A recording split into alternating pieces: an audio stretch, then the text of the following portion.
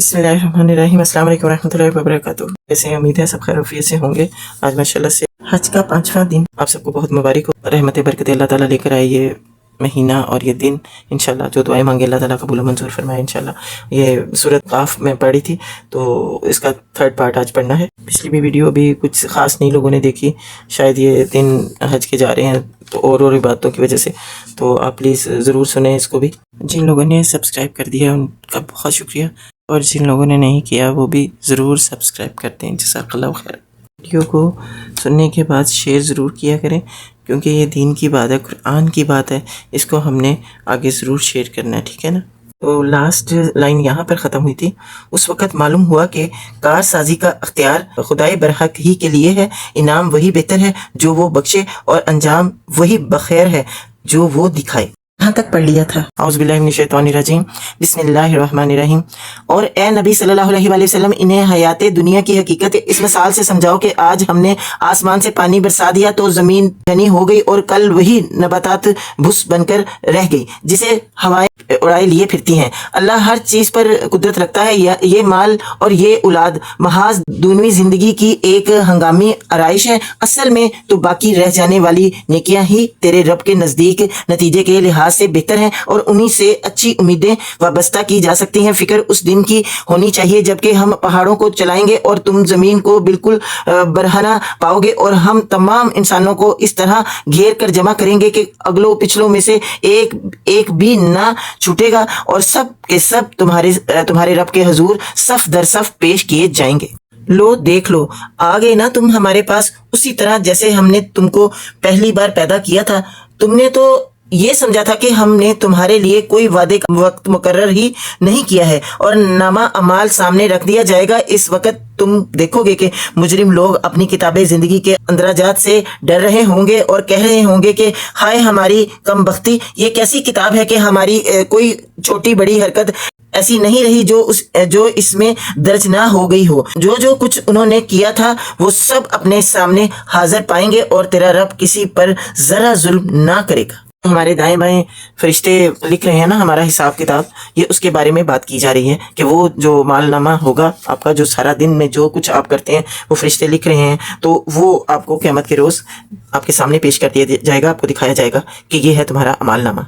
फिर लोग शर्मिंदा होंगे कि कोई भी ऐसी बात छुपी हुई नहीं है जो हम छुप कर करते थे दुनिया में, वो भी बात छुपी हुई नहीं है, वो भी लिखी हुई है। तो उस वक़्त कहीं भी भागने की जगह नहीं होगी। याद करो जब हमने फरिश्तों से कहा कि आदम अलैहिस्सलाम को सजदा करो तो उन्होंने सजदा किया, मगर इब्लीस ने ना किया। वो जिन्नों में से था, इसलिए अपने रब के हुक्म की अताअत से निकल गया। अब क्या तुम मुझे छोड़कर उसको और इसकी ज़ुर्रियत को अपना सरप्रस्त बनाते हो? हालांकि वो तुम्हारे दुश्मन है। बड़ा ही बुरा बदल है जिसे जालिम लोग अख्तियार कर रहे हैं, यानी कि जो शैतान के पीछे लगे हुए हैं। मैंने आसमान और ज़मीन पैदा करते वक्त उनको नहीं बुलाया था, और ना खुद उनकी अपनी तख्लीक में इन्हें शरीक किया था। मेरा ये काम नहीं है कि गुमराह करने वालों को अपना मददगार बनाया करूं। फिर क्या करेंगे ये लोग उस रोज़ जबकि इनका रब इनसे कहेगा कि पुकारो अब उन हस्तियों को जिन्हें तुम मेरा शरीक समझ बैठे थे। ये इनको पुकारेंगे मगर वो इनकी मदद को ना आएंगे, और हम इनके दरमियान एक ही हलाकत का घड़ा मुश्तरक कर देंगे। सारे मुजरिम उस रोज़ आग देखेंगे और समझ लेंगे कि अब इन्हें इसमें गिरना है, और वो इससे बचने के लिए कोई जाए पनाह ना पाएंगे। हमने इस कुरान में लोगों को तरह तरह से समझाया, मगर इंसान बड़ा ही झगड़ालू वाक़या हुआ है। उनके सामने जब हदायत आई तो इसे मानने और अपने रब के हुजूर माफ़ी मानने से आखिरकार उनको किसने रोक दिया? इसके सिवा और कुछ नहीं कि वो मुंतजर हैं कि उनके साथ भी वही कुछ हो जो पिछली कौमों के साथ हो चुका है, या ये कि वो अजाब को सामने आते देख लें। रसूल को हम इस काम के सिवा और किसी गर्ज के लिए नहीं भेजते कि वो बशारत और तंबीह की खिदमत अंजाम दे दें, मगर काफिरों का हाल ये है कि वो बातिल के हथियार लेकर हक को नीचा दिखाने की कोशिश करते हैं, और उन्होंने मेरी आयात को और उन तंबियात को जो इन्हें की गई मजाक बना लिया है। और उस शख्स से बढ़कर जालिम اور کون ہے جسے اس کے رب کی آیات سنا کر نصیحت کی جائے اور وہ اس سے منہ پھیرے اور اس برے انجام کو بھول جائے جس کا سر و سامان اس نے اپنے لیے خود اپنے ہاتھوں کیا ہے۔ جن لوگوں نے یہ روش اختیار کی ہے ان کے دلوں پر ہم نے غلاف چڑھا دیے ہیں جو انہیں قرآن کی بات نہیں سمجھنے دیتے، اور ان کے کانوں میں ہم نے گرانی پیدا کر دی ہے۔ تم انہیں ہدایت کی طرف کتنا ہی بلاؤ، وہ اس حالت میں کبھی ہدایت نہ پائیں گے۔ تیرا رب بڑا درگزر کرنے والا اور رحیم ہے، وہ ان کے کرتوتوں پر انہیں پکڑنا چاہتا تو جلدی ہی عذاب بھیج دیتا، مگر ان کے لیے وعدے کا ایک وقت مقرر ہے اور اس سے بچ کر بھاگ نکلنے کی یہ کوئی راہ نہ پائیں گے۔ یہ عذاب رسیدہ بستیاں تمہارے سامنے موجود ہیں، انہوں نے جب ظلم کیا تو ہم نے انہیں ہلاک کر دیا اور ان میں سے ہر ایک کی ہلاکت کے لیے ہم نے وقت مقرر کر رکھا تھا۔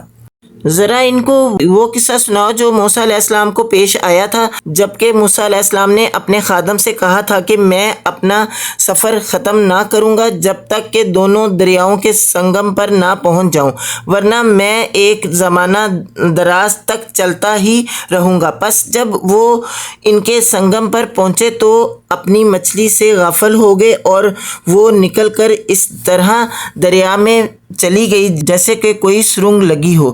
آگے جا کر موسیٰ علیہ السلام نے اپنے خادم سے کہا لاؤ ہمارا ناشتہ، آج کے سفر میں تو ہم بری طرح تھک گئے ہیں۔ خادم نے کہا آپ نے دیکھا یہ کیا ہوا؟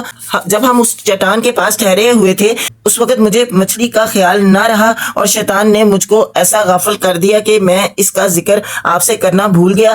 مچھلی تو عجیب طریقے سے نکل کر دریا میں چلی گئی۔ موسیٰ علیہ السلام نے کہا اسی کی تو ہمیں تلاش تھی۔ چنانچہ وہ دونوں اپنے نقش قدم پر پھر واپس ہوئے اور وہاں انہوں نے ہمارے بندے میں سے ایک بندے کو پایا جسے ہم نے اپنی رحمت سے نوازا تھا اور اپنی طرف سے ایک خاص علم عطا کیا تھا۔ موسیٰ علیہ السلام نے اس سے کہا کیا میں آپ کے ساتھ رہ سکتا ہوں تاکہ آپ مجھے بھی اس دانش کی تعلیم دے جو آپ کو سکھائی گئی ہے؟ اس نے جواب دیا آپ میرے ساتھ صبر نہیں کر سکتے اور جس چیز کی آپ کو خبر نہ ہو آخر اس پر صبر کر بھی کیسے سکتے ہیں؟ موسیٰ علیہ السلام نے کہا انشاءاللہ آپ مجھے صبر پائیں گے اور میں کسی معاملے میں آپ کی نافرمانی نہ کروں گا۔ اس نے کہا اچھا اگر آپ میرے ساتھ چلتے ہیں تو مجھ سے کوئی بات نہ پوچھیں جب تک کہ میں خود اس کا آپ سے ذکر نہ کروں۔ اب وہ دونوں روانہ ہوئے یہاں تک کہ جب وہ ایک کشتی میں سوار ہو گئے تو اس شخص نے کشتی میں شگاف ڈال دیا۔ موسیٰ علیہ السلام نے کہا آپ نے اس میں شگاف ڈال دیا تاکہ سب کشتی والوں کو ڈبو دیں، یہ تو آپ نے ایک سخت حرکت کر ڈالی۔ اس نے کہا میں نے تم سے کہا نہ تھا کہ تم میرے ساتھ صبر نہیں کر سکتے؟ موسیٰ علیہ السلام نے کہا بھول چوک پر مجھے نہ پکڑیں، میرے معاملے میں آپ ذرا سختی سے کام نہ لیں۔ پھر وہ دونوں چلے یہاں تک کہ ان کو ایک لڑکا ملا اور اس شخص نے اسے قتل کر دیا۔ موسیٰ علیہ السلام نے کہا آپ نے ایک بے گناہ کی جان لے لی حالانکہ اس نے کسی کا خون نہ کیا تھا، یہ کام تو آپ نے بہت ہی برا کیا۔ اس نے کہا میں نے تم سے کہا نہ تھا کہ تم میرے ساتھ صبر نہیں کر سکتے؟ موسیٰ علیہ السلام نے کہا اس کے بعد اگر میں آپ سے کچھ پوچھوں تو آپ مجھے ساتھ نہ رکھیں۔ لیجئے اب تو میری طرف سے آپ کو عذر مل گیا۔ پھر وہ آگے چلے یہاں تک کہ ایک بستی میں پہنچے اور وہاں کے لوگوں سے کھانا مانگا مگر انہوں نے ان دونوں کی ضیافت سے انکار کر دیا۔ وہاں انہوں نے ایک دیوار دیکھی جو گرا جاتی تھی، اس شخص نے اس دیوار کو پھر قائم کر دیا۔ موسیٰ علیہ السلام نے کہا اگر آپ چاہتے تو اس کام کی اجرت لے سکتے تھے۔ انہوں نے کہا بس میرا تمہارا ساتھ ختم ہوا، اب میں تمہیں ان باتوں کی حقیقت بتاتا ہوں جن پر تم صبر نہ کر سکے۔